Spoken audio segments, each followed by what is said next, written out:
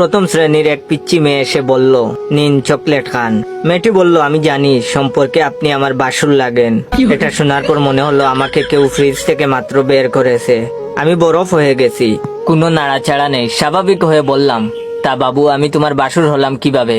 পিচ্চি বলল, মা, আপনার ছোট ভাই আমাকে বিয়ে করলে আপনি আমার বাসুর হবেন না। আমি বললাম, ও আচ্ছা ছোট ভাই, তার মানে তুমি রোহানকে পছন্দ করো। পিচ্চি লজ্জা লজ্জা ভাবে এনে বলল, পছন্দের পর্ব তো অনেক আগেই শেষ হয়ে গেছে, এখন তো আমরা একে অপরকে। আমি অবাক হয়ে বললাম, একে অপরকে কি? পিচ্চি বলল, কি যে বলেন, আপনাকে এসব বলা যায়? লজ্জা লাগে তো। আমি অবস্থা উত্তাল পাতাল দেখে বললাম, আচ্ছা লজ্জা যেহেতু লাগছে তাহলে থাক, বলতে হবে না, তুমি এখানে বসো, তোমার সাথে একটু কথা বলি। পিচ্চি বলল, বেঞ্চটি অনেক উঁচু, উঠতে পারছি না, একটু উঠিয়ে দেন। আমি বললাম, আচ্ছা এবার বলো তো বাবু তোমার নাম কি? পিচ্চি বলল, আমার নাম রিমি। আমি বললাম, তুমি কোথায় থাকো? রিমি বলল, নিমতলি পুলিশ কোয়ার্টারে।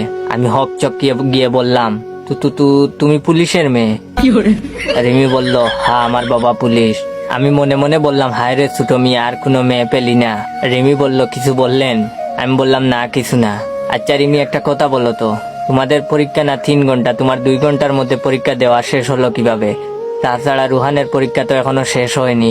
রিমি বলল, আমি তো ইচ্ছে করে তাড়াতাড়ি লেখা শেষ করে রুহানকে খাতা দিয়ে এসেছি, এখন রুহান লিখছে, ওর লেখা শেষ হলেই তবেই তো আসবে। আমি একরকম আতঙ্কিত হয়ে রিমির দিকে তাকিয়ে রইলাম।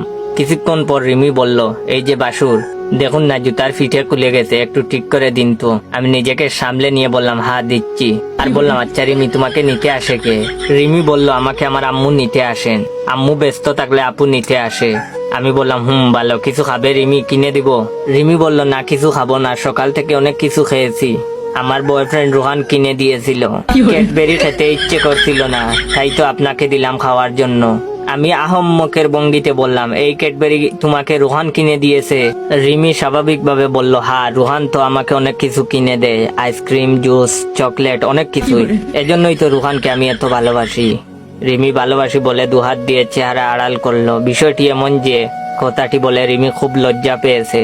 এবার বুঝতে পারছি, বাবার মানিব্যাগ থেকে 100 টাকা নিলে বাবা কেন আমার 200 টাকা কে নিয়েছে বলে চিল্লাচিল্লি করে। হায় রে মতিউর সাহেব।